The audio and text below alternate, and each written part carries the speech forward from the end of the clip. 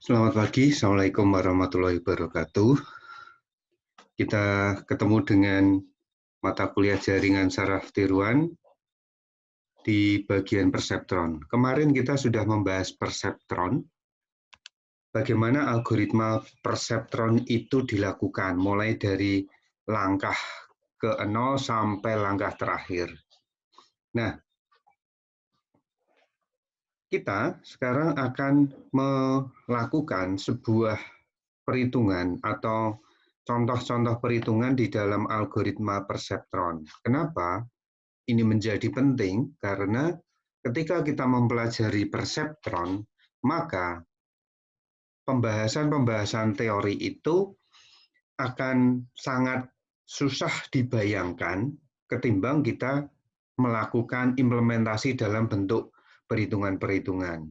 Nah, sebenarnya intinya adalah bukan kita mengetahui bagaimana teori-teori tentang perseptron, tetapi sebenarnya yang lebih penting adalah bagaimana kita bisa mengimplementasikan perseptron itu di dalam sebuah percobaan atau di dalam sebuah aplikasi di mana aplikasinya nanti sangat banyak.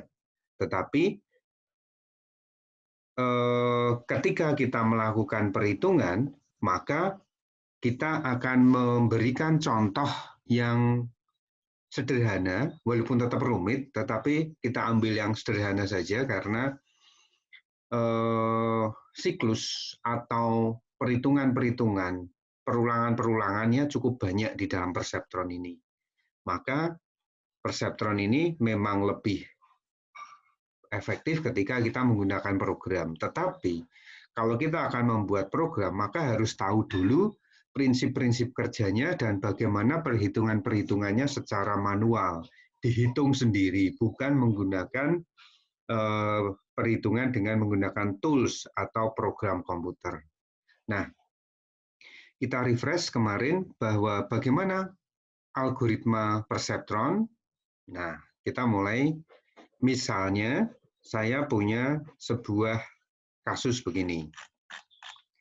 Kita akan membuat sebuah jaringan saraf untuk melakukan pembelajaran terhadap fungsi N, gerbang N ya, dengan input biner dan target bipolar.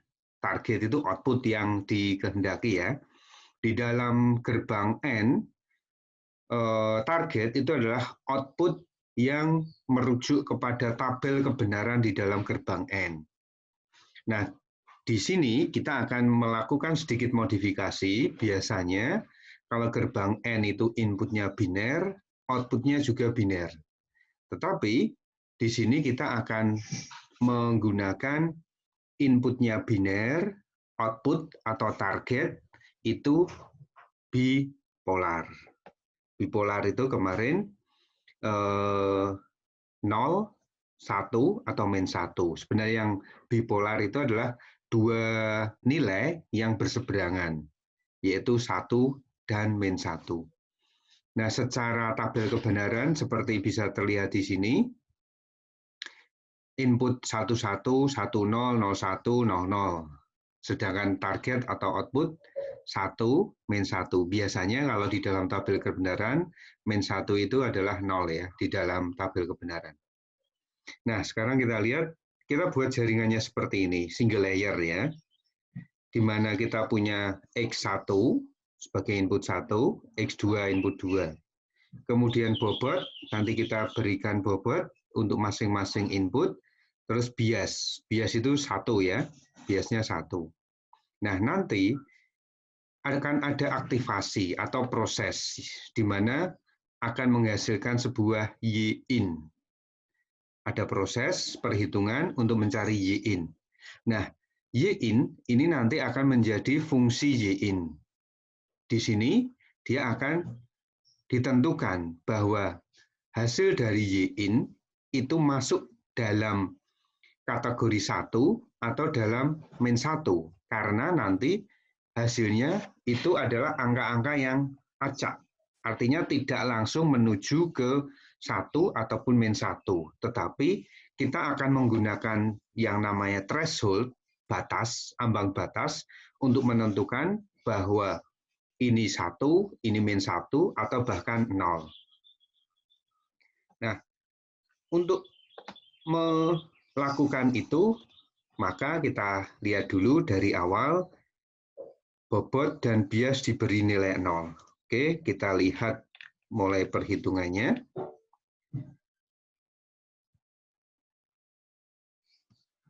Bobot awal, semuanya dikasih 0, bias juga 0, W juga 0. Nah, di sini kita membuat sebuah perancangan learning rate. Learning rate itu alfa, disimbolkan dengan alfa. Ini. Kemudian threshold, threshold-nya adalah theta. Threshold-nya nanti kita akan menggunakan ini, langkah keempat ini, bahwa kita akan menghitung Y-in. Y-in itu rumusnya adalah B plus, karena ini ada 2X, ya berarti X1, X2. B plus X1 kali W1, input 1 kali bobot 1, ditambah X2, input 2, dikali dengan bobot 2. Itu saja, perhitungannya sederhana. Nah, nanti dari Y-in ini akan di-outputkan. Di-outputkan dengan cara seperti apa? Ini tadi, ini Y-in sudah ketemu, maka jika sudah ketemu, maka kita golongkan kepada golongan 1, min 1 atau 0. Nah, rumus yang dipakai ini. Y outputnya itu akan 1 jika Y-in lebih dari theta. Theta di sini kita sudah tentukan. Theta threshold-nya adalah setengah. Jika Y-in lebih dari setengah, maka outputnya 1. Tetapi jika Y-in hasilnya antara min setengah dan setengah, jadi lebih kecil dari setengah, tapi lebih besar dari min setengah, maka dia kita beri output 0, digolongkan dalam output 0. Nah, jika Y-in kurang dari min setengah, maka diberikan nilai min 1. Ini langkah pertama. Cari Y-in, kemudian lakukan kategorisasi outputnya. Nanti 0, 1, apa, min 1. Kemudian, sesuai dengan langkahnya, perbaiki bobot dan bias jika terjadi kesalahan. Maksudnya begini. Sebagai contoh, baris 1 ini. Target itu adalah 1. Di dalam gerbang logika N, jika inputnya semuanya 1, maka outputnya harus 1. Nah, targetnya harus 1. Tetapi dalam kenyataannya, ketika kita menggunakan perhitungan perseptron ini, output dari hasil polarisasi Y-in ini, ternyata 0. 1, 0. Ini berbeda. Kenapa berbeda? Saya kasih. Nah, targetnya 1, tetapi kenyataannya adalah 0. Maka, jika terjadi kesalahan, maksudnya tidak sama antara output dengan target, maka kita lakukan perbaiki bobot dan bias. Rumusnya, W1 baru, bobot baru, itu sama dengan bobot lama kali alfa, kali target, kali input. Alfa adalah learning rate-nya. Ini alfanya 0,8. Kemudian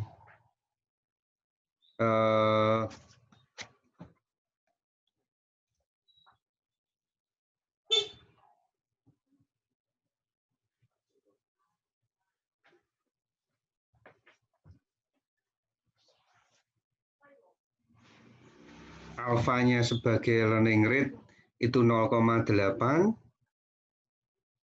Ini rumusnya, bobot baru sama dengan bobot lama dijumlah dengan alfa, alfanya 0,8, dikali target, targetnya 1, dikali input. Itu implementasinya. Jika nggak sama ya antara target dan bobot, maka dilakukan perbaikan bobot baru. Semua bobot baru. Kalau ada 2 input ya berarti bobotnya juga 2, W1 baru dan W2 baru. Begitu juga biasnya. Bias baru sama dengan bias lama ditambah alfa kali target. Alfa itu running rate-nya. Nah, jika kita menggunakan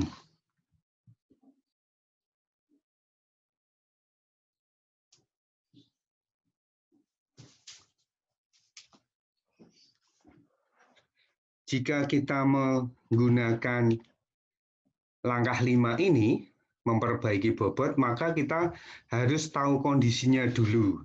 Ini, jika Y tidak sama dengan target, maka perbaiki. Tetapi jika Y sama dengan target, maka bobot baru itu sama dengan bobot lama. Tidak perlu ada penambahan alfa target kali X.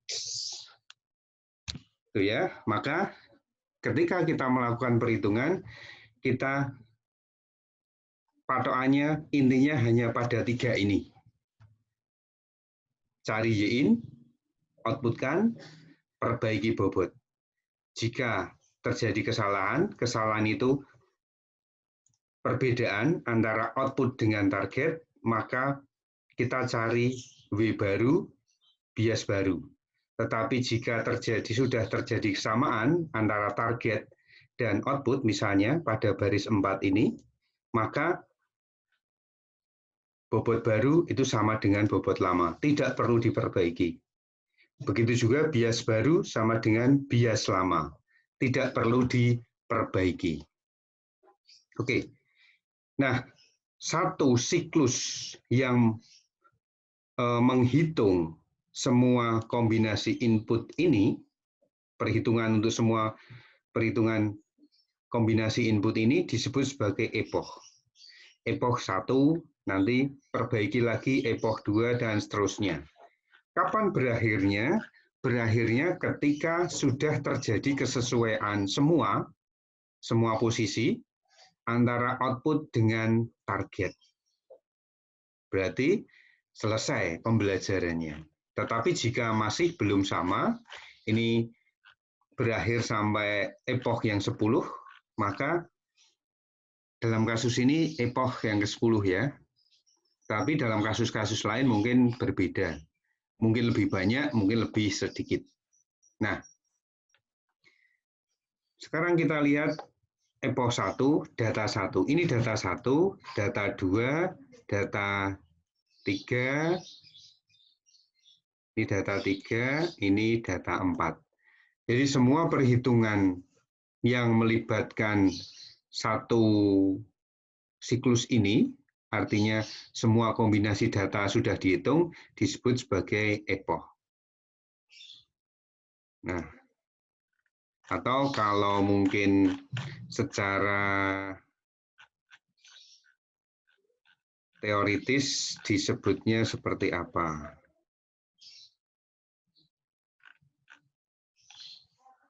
Nah, pelatihan yang dilakukan berulang-ulang, tadi kita menghitung itu adalah untuk pelatihan yang berulang-ulang untuk semua kemungkinan pola yang ada sehingga jaringan dapat mengerti polanya. Kemudian dihitung satu siklus pelatihan yang melibatkan semua pola disebut epoch. Di dalam jaringan Hebbian, pelatihan itu hanya satu epoch saja. Tetapi dalam satu perseptron, epoch itu akan melibatkan semua pola itu sampai terjadi kesesuaian antara output dengan target. Itu. Nah, sekarang kita mulai. Untuk epoch yang pertama, data yang pertama. Oke, kita lihat data yang pertama. Saya kasih Nah, data pertama. X1, 1, X2, 2. Biasnya selalu 1 ya. Nah, di dalam target idealnya, di dalam logika N, 1, itu hasilnya 1. Maka kita cari Y-in. Y-in sama dengan B. Bias. Biasnya berapa? Tadi, ingat, kita beri nilai awalnya adalah bobot 1. W1 0, W2 0, B 0. Maka kita implementasikan di sini. B-nya 0 ditambah X1. X1-nya berapa? X1-nya 1. Ini dari sini. Dikali W1. W1 yang ini lama. 0. Ditambah X1. X1-nya juga 1. Jadi 1. Kemudian X2 ya. X2-nya 1.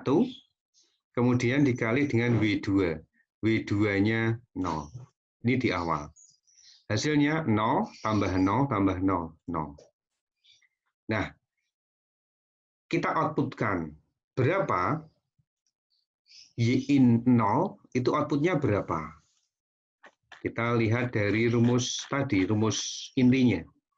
Y-in, kita sudah menghitung Y-in dengan rumus ini, maka kita polarisasi. Jika nilainya min 5, kenapa min 5? Karena kita batasnya, threshold-nya adalah 0,5. Jika Y-in-nya min 0,5, kurang dari Y-in itu lebih besar dari min 0,5, tetapi lebih kecil dari 0,5, maka output-nya 0, Y-nya 0. Jadi antara min 0,5 sampai plus 0,5 itu 0. Dia akan jadi 1 outputnya jika lebih dari 0,5. Dan dia jadi min 1 jika kurang dari min 0,5. Ini ya. Kita buat outputnya berdasarkan Y-in ini. 0. Nah, atau mungkin saya perlihatkan saja supaya terlihat dengan jelas. Nah, sini saja. Oke.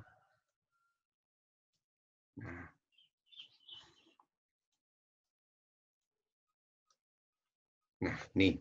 Jadi kita bisa ngelihat. Nah, terus sudah sama nggak antara output dengan target? Beda.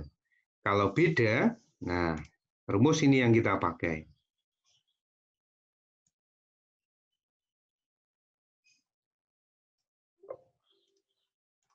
Saya tampilkan sekalian di sini.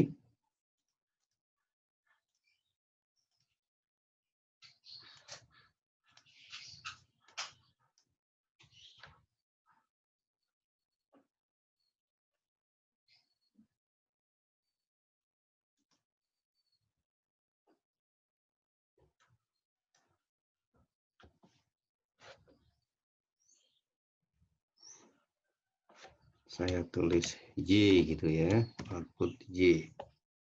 Kalau di sini simbolnya Y, saya tuliskan Y. Atau ini aja lah. Nah, saya tulis ini. Y untuk fungsi N, Y-in ya. Nah,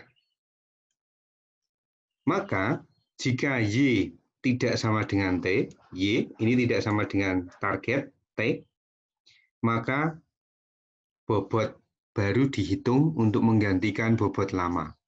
Bobot baru itu sama dengan bobot lama ditambah alfa kali T kali X1. Bobot lama berapa? Bobot lama 0. Ini. 0 ditambah alfa. Alfanya berapa? Alfanya 0,8. Alfa. Nih. Alfanya 0,8 kali target. Targetnya berapa? 1. Dikali X1. 1.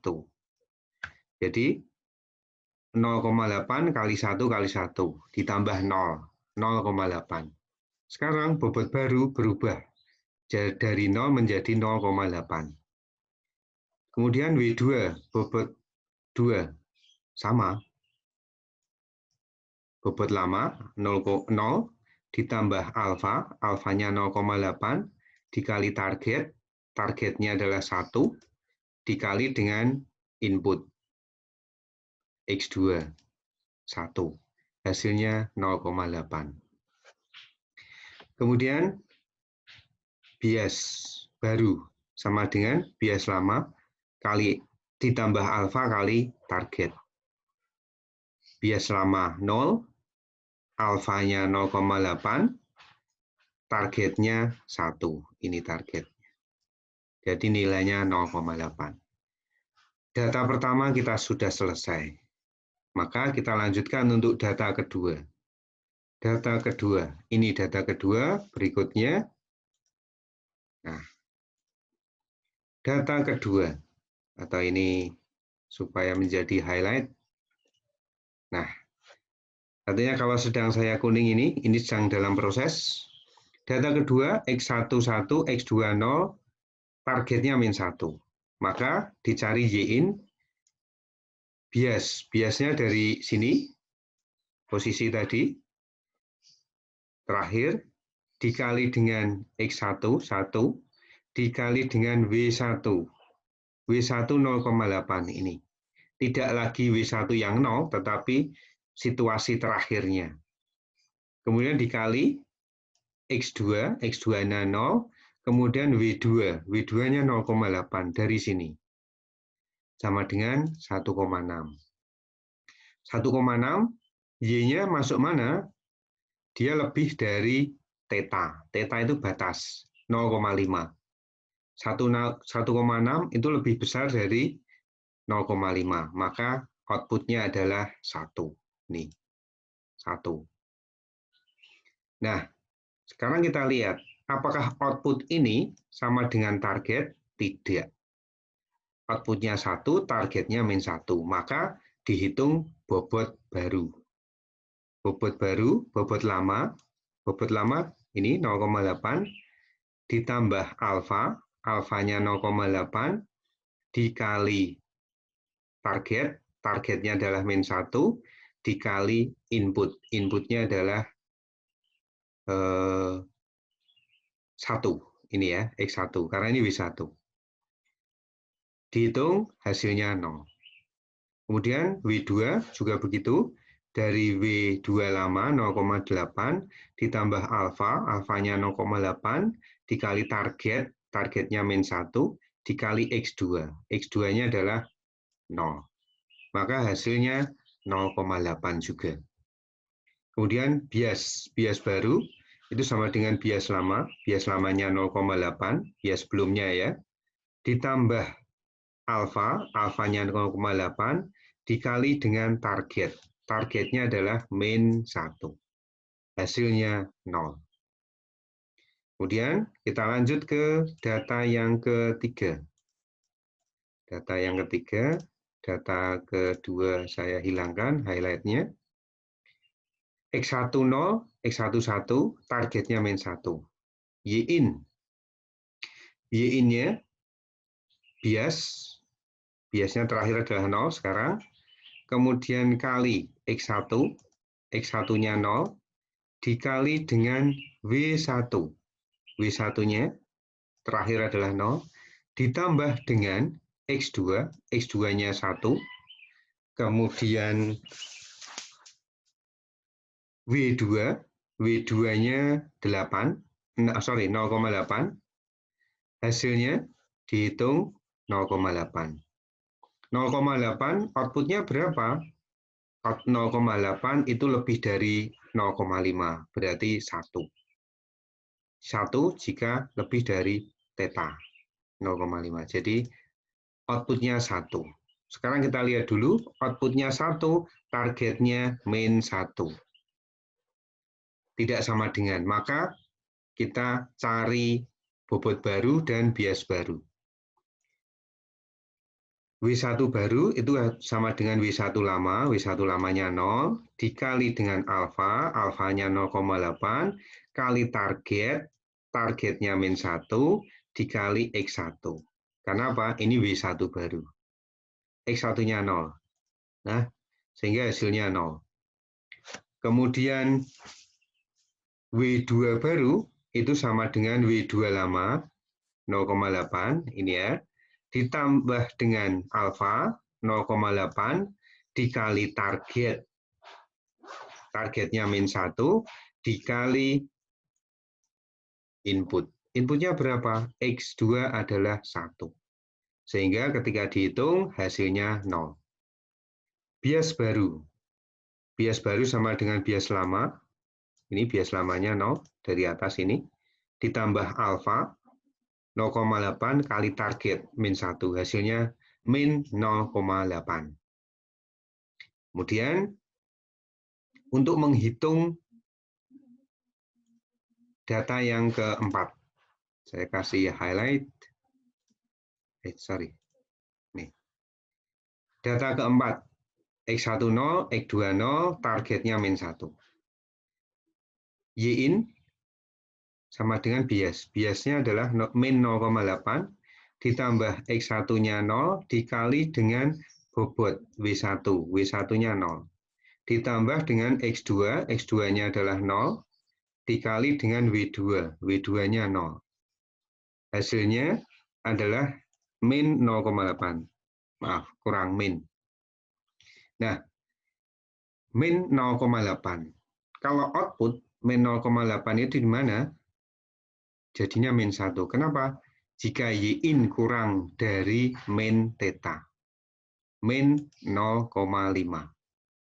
Min 0,8 itu kurang dari min 0,5. Jadinya min 1. Nah, sekarang kita lihat outputnya. Outputnya min 1. Targetnya berapa? Targetnya min 1. Maka kita tidak lagi menggunakan Y tidak sama dengan T, bukan, tetapi yang ini. Y sama dengan T, output sama dengan target. Maka W baru berapa? W baru sama dengan W lama. Bias baru sama dengan bias lama. Tidak ada perubahan, karena outputnya sudah sama dengan target. Sehingga W1 baru berapa? W1 baru itu sama dengan W1 lama. Begitu juga W2 baru sama dengan W2 lama. Ini ya. Bias baru sama dengan bias lama. Jadi tidak ada perubahan bobot maupun bias.